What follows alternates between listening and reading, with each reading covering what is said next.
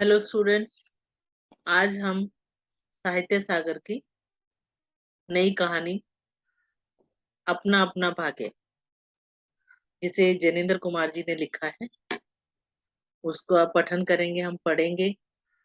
पर पहले अगर हम लेखक के बारे में, कहानीकार के बारे में जाने, तो ये हिंदी कथा साहित्य में इनका बहुत बड़ा योगदान है, बहुत महत्वपूर्ण स्थान है इनका।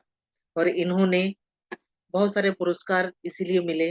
पर इनकी कहानियों की विशेषता अगर देखा जाए, तो इन्होंने जो मानव मन, जो हमारी सोच है, उसका बहुत ही बारीकी से जाना है और उसके ऊपर कहानियां लिखी। और कहानियों में, इनकी कहानियों में जो सेंटेंसेस है बहुत छोटे छोटे हैं, जो सरल रहते हैं, आसान रहते हैं। थोड़ी याद करने भी, जो संवाद हैं, जो डायलॉग्स हैं, बहुत छोटे छोटे हैं। और बहुत ही सुंदर कहानियां इनकी लिखी हुई हैं। हालांकि मैं हमेशा तुमको बार बार बोलती हूँ कि लेखक के बारे में या कहानीकार के या कवि के, इसके बारे में नहीं पूछा जाता। पर फिर भी हमें गर्व होता है कि ऐसे कहानीकार हमारे देश में रहे। उन्होंने ही निबंध, उपन्यास, उपन्यास मतलब नॉवेल्स, शायद तुम लोग समझ ना पाओ, ये शब्दों का प्रयोग कई बार मैं जानबूझ के भी करती हूँ कि तुम हिंदी से जुड़े रहो। क्योंकि जो तुमने निबंध और पत्र लिखने होते हैं, उसमें कई नए शब्द हमें चाहिए होते हैं। तो जब बोला जाता है तो उसको ध्यान से सुनना है कि कहीं ना कहीं हम प्रयोग में ला सकते हैं। कहानियां इनकी बहुत अच्छी हैं। तो आज की जो कहानी है, अपना अपना भाग्य, उसको हम पढ़ेंगे। इसमें भी ऐसा ही है कि छोटे छोटे डायलॉग्स दिए हुए हैं। और हर जगह पे जहाँ पे डायलॉग चल रहा है, वार्तालाप चल रहा है, वहाँ नाम नहीं दिया कि जैसे राम ने कहा, श्याम ने कहा या उसने, लेखक ने कहा, ऐसा नहीं है। छोटे छोटे डायलॉग जो हमें ध्यान से पढ़ने हैं। और अगर आप मुझ पे भी ध्यान दोगे, तो मैं उसी ढंग से पढ़ूंगी कि आपको समझ आ जाएगा कि ये लेखक ने कहा, उसका ये क्वेश्चन था और ये आंसर था, कि ये प्रश्न पूछा गया और दूसरे ने क्या जवाब दिया। ध्यान से पढ़ना है। और ये एक ऐसे बच्चे की कहानी है जो बहुत ही गरीब है। उसके बारे में कहा जाए तो अ, वो हमारे समाज के कारण इस दुनिया को समय से पहले छोड़ गए। अगर उसकी उस सहायता की जाती, तो वो जो बालक था, जो बच्चा था, वो बच सकता था। क्योंकि अमीर लोग सहायता नहीं करते। इस कहानी के आधार पर मैं आपको बोल रही हूँ कि इस कहानी में व्यंग किया गया है, एक कटाक्ष है, एक टोंट है अपने जो बहुत रिच लोग हैं उन पे, कि वो किसी की सहायता नहीं करते और बहुत कठोर व्यवहार होता है। अगर उनको हर सुख सुविधा मिली है, तो वो उसमें से कुछ पार्ट किसी को देना नहीं चाहते। तो जिसके कारण समाज में ऊंच नीच का बहुत ज्यादा बढ़ता है, और ऐसे बच्चे जो समय से ही इस दुनिया को छोड़ चले जाते हैं। और कहानी बहुत ही सुंदर है। पहाड़ की है, नैनीताल, नैनीताल जगह का नाम उम्मीद है सबने सुना ही होगा। वहां की है। वहां एक जो बच्चा है, उसको लेखक और उसका मित्र बहुत सर्दी में उसको, ठंड में, ठंड भी पहाड़ों में, अगर दिसंबर जनवरी के महीने में जैसे सर्दी आप इमेजिन कर सकते हो, या कभी कोई गए होंगे तो सोचना कि कितनी ठंड होती है। और वहां पर ये बच्चा सिर्फ एक शर्ट में, सर्दी के रात के समय, शाम के समय है, और कोई उसको सहारा नहीं है। ये इस कहानी में हमें पता चलता है। पर कोई भी उसकी सहायता नहीं करता। पर जब उसकी मृत्यु हो जाती है, तो बोलते हैं कि किस्मत की बात थी, अपना अपना भाग्य है। पर भाग्य को बदला जा सकता है। थोड़ी सी हमें ये कहानियां प्रेरणा भी देती। अभी पहली जैसे शुरू होता है, नाम भी इस कहानी का दिया होगा, अपना अपना भाग्य। शीर्षक सही है, ध्यान देना इन बातों पे भी, कि वो बच्चा अकेला सर्दी में घूम रहा है। अमीर लोग होटल में सर्दी में इतने अच्छे कपड़े डाल के सोए हुए हैं, फिर भी उनको ठंड लग रही है और बच्चा अपने भाग्य के कारण मृत्यु का शिकार हो जाता है। भाग्य का शिकार भाग्य कहा गया है कि अपनी किस्मत है, उसकी अपनी किस्मत है। इसलिए शीर्षक बहुत ही उचित है। यहाँ शुरू जिस जहाँ पे हो रहा है कि लेखक अ, और उसका मित्र नैनीताल में बिना किसी उद्देश्य के, निरुद्देश्य यहाँ दिया हुआ है। बेशक बेशक इसमें हमारे में शब्द अर्थ भी नहीं आते और हमें प्रिविलेज है इस बात की कि जब कोई क्वेश्चन पूछा जाता है तो उसके नीचे कहानी का नाम और लेखक का नाम दिया होता है, तो हमें वो याद करने की तो जरूरत नहीं पड़ती। तो यहाँ बिना पर हमें अर्थ पता होना चाहिए हर एक शब्दों का और कहानी को बार बार पढ़ना है और ताकि कोई भी ये लाइन छूटे नहीं कि किसने किससे कहा, क्यों कहा, उस समय क्या था, कौन सा दृश्य था और साथ साथ वहां के दृश्य का भी ध्यान देना है कि लेखक और उनके मित्र घूम रहे हैं और फिर बाद में एक जो सड़क के किनारे बेंच बनी होती है वहां बैठ जाते हैं क्योंकि वो घूमने के लिए गए हैं तो उस जगह का हर तरह आनंद लेना चाहते हैं। कौन सी जगह है? नैनीताल, ये याद रखना। और नैनीताल की संध्या की शाम का समय है नैनीताल में, शाम से मतलब रात की तरफ हो रहा है।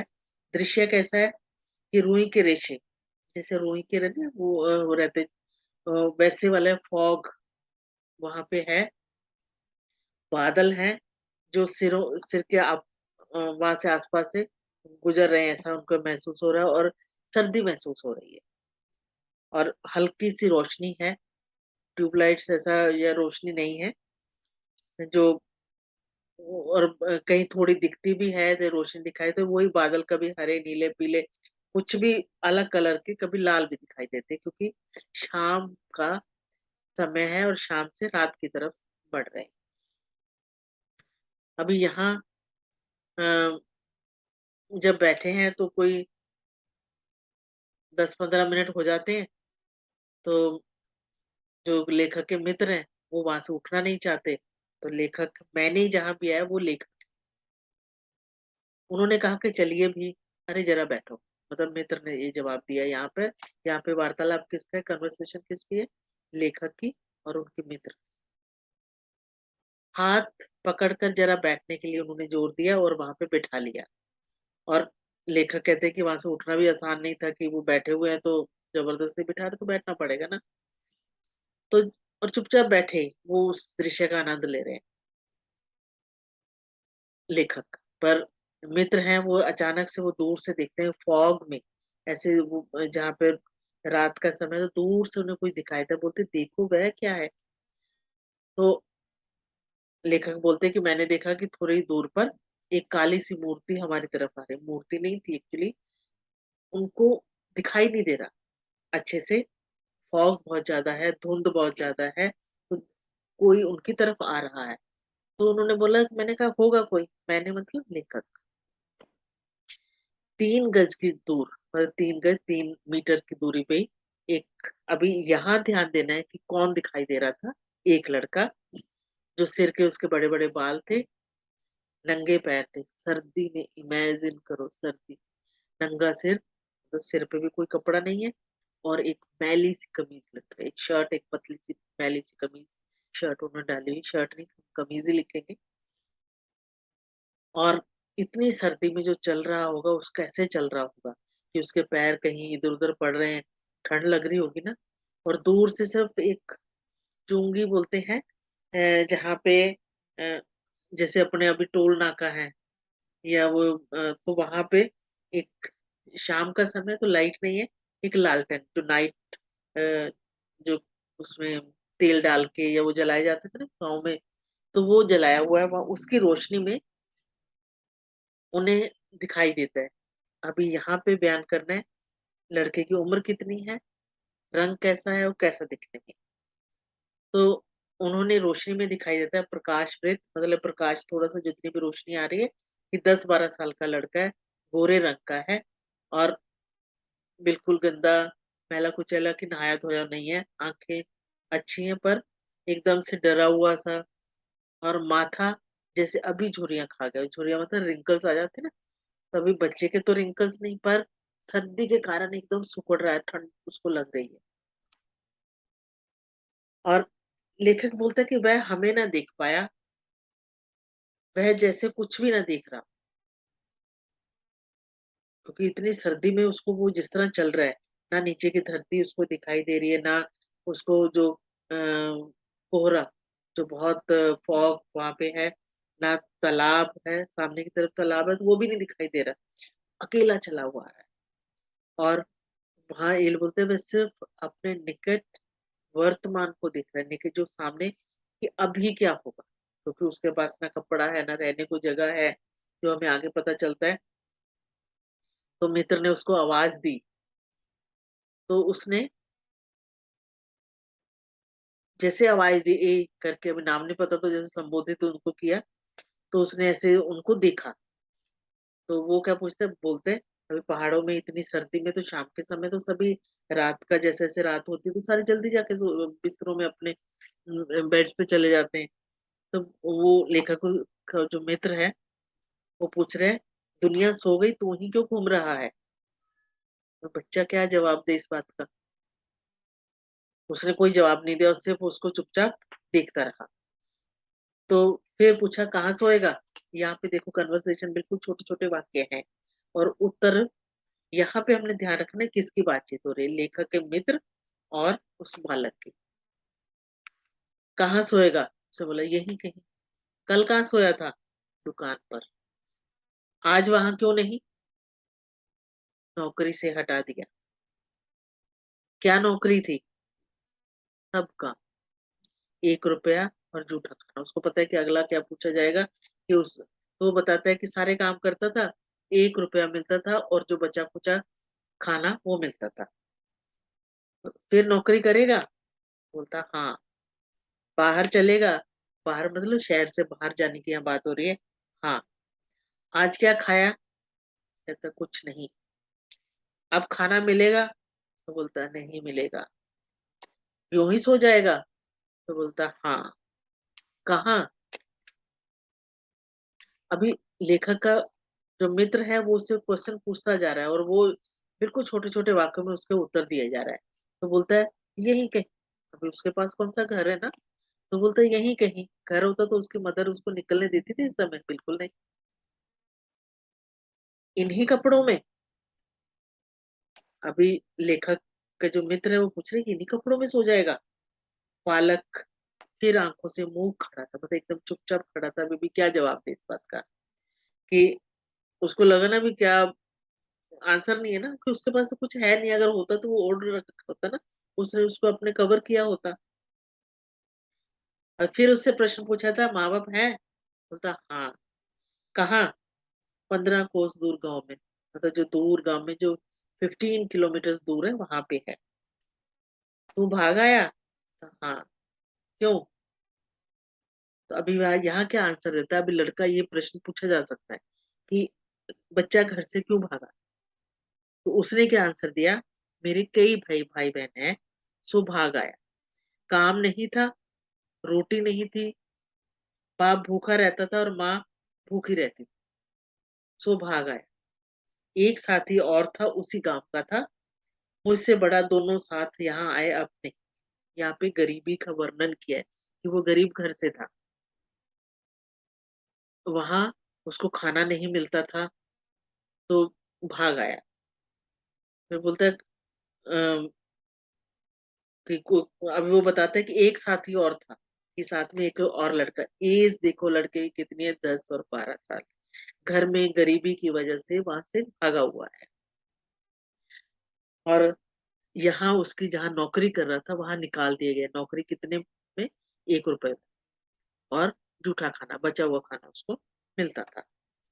तो अभी यहाँ वो एक और खुलासा करता है, एक और बात बताता है कि एक और साथी था, उसी गाँव का था, मुझसे बड़ा, कहता थोड़ा-सा बड़ा था। दोनों साथ यहाँ आए वह अब नहीं। शॉर्ट में वो कहानी बताता है। तो पूछता है कहाँ गया? तो मर गया। मतलब सिंपल शब्दों में, एकदम छोटे में बोलता है मर गया। बस जरा सी उम्र में ही मौत से पहचान हो गई। मुझे अचरज हुआ, मतलब हैरानगी होती है कि पूछा मर गया, मतलब इतने आराम से वो बोल रहा है कि, और साथी दूसरा आया भी था तो कहाँ गया? तो मर गया। तो क्वेश्चन पूछा कि मर गया? कहता हाँ साहब ने मारा, मर गया। मतलब कि जो उसका मालिक था, जो उसका ऑनर था, जहाँ वो काम कर रहे थे, उन्होंने उसको इतना पीटा कि वो मर गया। आज भी हमने बहुत सारी घटनाएं सुनते हैं ना कि नौकरों के साथ कैसा व्यवहार किया जाता है। ये भी एक एग्जाम्पल है। अच्छा, हमारे साथ चल। अभी लेखक उसको थोड़ा सहानुभूति दिखाते हुए बोलते कि हमारे साथ चल। वह साथ चल दिया। अभी उसको तो कोई ठिकाना नहीं है ना। उसको उन्होंने बोला कि साथ चल तो चल दिया। अभी लेखक कहाँ पहुंचते हैं? लेखक और उसके मित्र, वो अपने तीसरे दोस्त वकील के पास पहुंचते हैं। वकील साहब है, वो होटल में है, वो उनके पास पहुंचते हैं। तो वहां पे वकील साहब जब बुलाया जाता है, तो वकील साहब कमरे से नीचे उतरते हैं। और उन्होंने कपड़े कैसे कश्मीरी शॉल, एक गरम शॉल लिया हुआ है, और पैरों में चप्पलें और मोजे, मतलब सॉक्स हैं। मोजे, सॉक्स हैं। और इतनी ठंड में उनको वहां से बुलाया गया है। बहुत थोड़ा सा चिड़चिड़े हुए हैं। बोलते हैं ओहो, फिर कहिए क्या हुआ? बोलते हैं अ, जब उनको बुलाया जाता है इतनी सर्दी में, तो वो चिड़े चिड़ के नीचे बोलते हैं। बोलो, कहते क्या हुआ? तो लेखक और उसका मित्र वहां पहुंचे तो बोलते हैं आपको नौकर की जरूरत है ना, थी ना, देखिए यह लड़का है। वो उस लड़के को लेके वहां पहुंचते हैं और बताते हैं कि आप नौकर रख लीजिए। तो अभी वकील साहब बोलते हैं, कहाँ से ले आए? आप इसको जानते हो? जानता हूँ, यह बेईमान नहीं हो सकता। लेखक थोड़ा उसकी तरफदारी करते हैं कि जानता हूँ, ऐसा तो नहीं जानता, पर बेईमान नहीं है। तो अभी जो वकील साहब बोलते हैं कि देखो ये पहाड़ी बड़े शैतान होते हैं, बच्चे बच्चे में अवगुण, मतलब उनकी बुराई छुपी रहती है। वो बिना जाने उस की बुराई करने लगते हैं। कहते आप भी अजीब हो, कहीं से भी उठा लाए कि ले लो नौकर। अब मैं भी कैसे कैसे रख सकता हूँ बिना जान पहचान के? मानिए तो यह लड़का अच्छा निकलेगा, मतलब उसकी तरफदारी करते हुए लेखक बोल रहे हैं कि मान लो, आप मान जाइए कि इसको नौकर रखने के लिए कि अच्छा लड़का है। अब पर वकील साहब को ऐसा यकीन नहीं है ना। वो बोलते हैं कि ऐसे भी किसी को नौकर रख लिया और अगले ही दिन वो पता नहीं क्या कुछ लेके भाग जाए उनके घर से, फिर क्या करेंगे?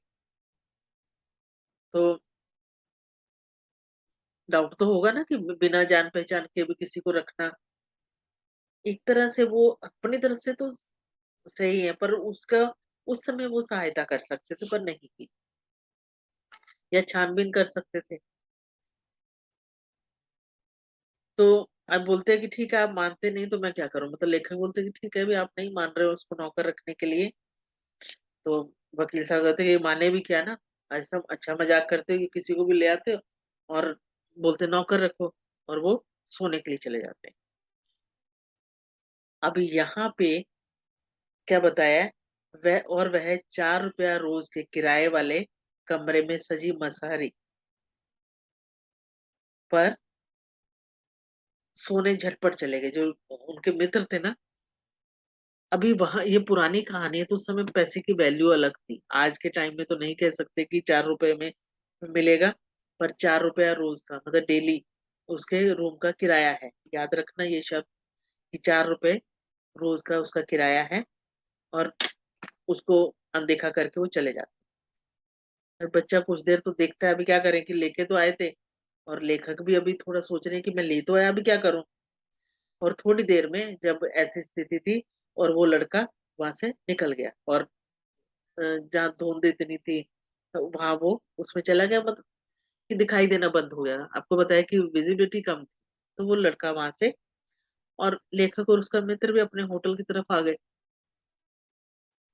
और इतनी ठंड थी कि ऐसा लग रहा था कि बदन में, जैसे शरीर में तीर चुभ रहे हैं, मतलब इतनी भयंकर सर्दी थी। बहुत ज़्यादा सर्दी थी और मित्र ने कहा कि बहुत है, बहुत ठंड है। उसके पास बहुत कम कपड़े थे। अभी उनको ये भी सोचा लेखक सोच रहे हैं कि जो लड़का था उसके पास तो कपड़े नहीं थे। तो ये मित्र ने कहा है। तो यह संसार है यार, मतलब ये अपनी फिलॉसफी उन्होंने झाड़ी की। चलो क्या कर सकते हैं ना, और बिना किसी चिंता के अपने जाके बिस्तर पर सो जाते हैं। उदास होकर मित्र ने कहा, स्वार्थ जो कहो, लाचारी कहो, निठुराई कहो या बेहयाई, मतलब बेशर्मी कहें या कुछ है कि एक ऐसे बच्चे को वो बेसहारा छोड़ के ऐसी सर्दी में वो अपने बिस्तर पर चले गए। दुनिया ऐसी है कि अगर किसी की सहायता नहीं करते और बिना उनकी सहायता किए, उस बच्चे की सहायता किए वो अपने कमरे में चले जाए। और आगे बताते हैं, उनको जो बोला था कि जो होटल का नाम है होटल डी पफ, वो वहां नहीं आया। कहाँ गया?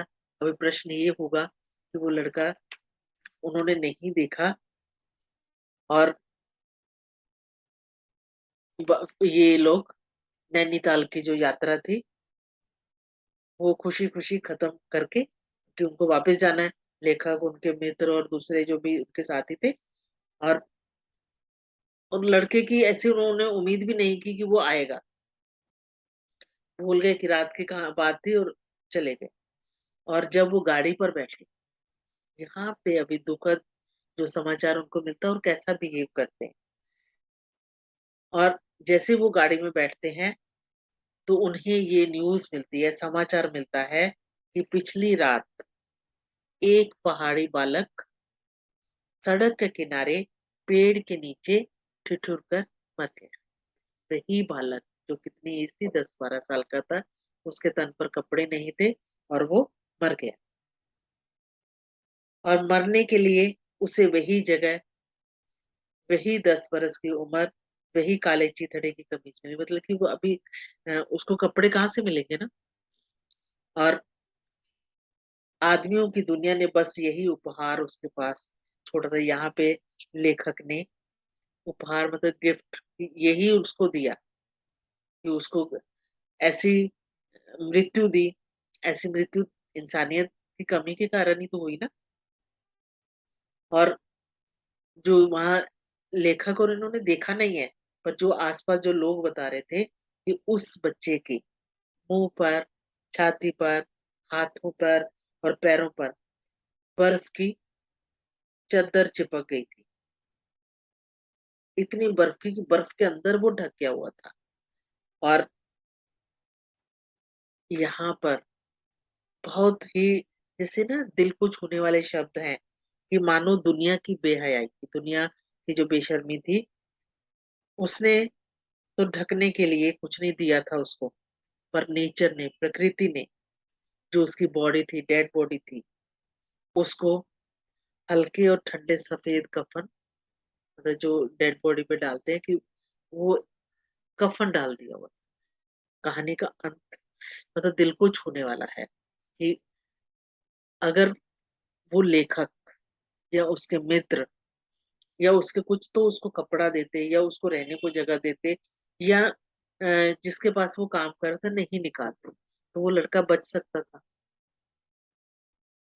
कहानी पढ़ो तो बहुत ही ध्यान से, अच्छे से पढ़ना, सिर्फ डायलॉग्स हमने और भाव उसके समझने की कोशिश करो कि कैसे एक बच्चा है और लास्ट में क्या बोलते हैं कि उसकी किस्मत ऐसी थी कि वो ऐसे ही दुनिया में आया और इसी तरह वो चल गया। पर ऐसा होना नहीं चाहिए। हमें भी किसी की सहायता, अगर किसी की तो समय देखकर सहायता करनी चाहिए, तब पर भी नहीं कि विश्वास कर सके। पर ऐसे हालात में किसी को छोड़ना दुनिया में गलत है। कहानीकार ने एकदम सीधी सीधी बातें, सीधा उन्होंने व्यंग की और छोटे छोटे सेंटेंसेस जो हमें समझने हैं। तो अच्छे से इस कहानी को पढ़ना और उसके भाव हमने समझने हैं। कहानी का शीर्षक, कहानी के लिखने का उद्देश्य क्या है? उद्देश्य यही है कि हमें अ, ऐसा नहीं कि किसी को गरीब को की सहायता नहीं करनी चाहिए दुनिया में, उसको छोड़ देना चाहिए। हैं? उसके साथ कैसा अच्छा व्यवहार करना चाहिए। हमें ये सिखाने के लिए ऐसी कहानियाँ बताई जाती हैं ताकि हम अ, निर्मम ना रहें। तो इस कहानी के आपको बाद में मैं शीर्षक और कहानी के कैसे आपको आंसर देने वो आपको जल्दी में भेजूँगी। तो तब तक के लिए बाय-बाय, ध्यान से रहो और अच्छे से इस कहानी को आपने पढ़ना है, ओके? बाय।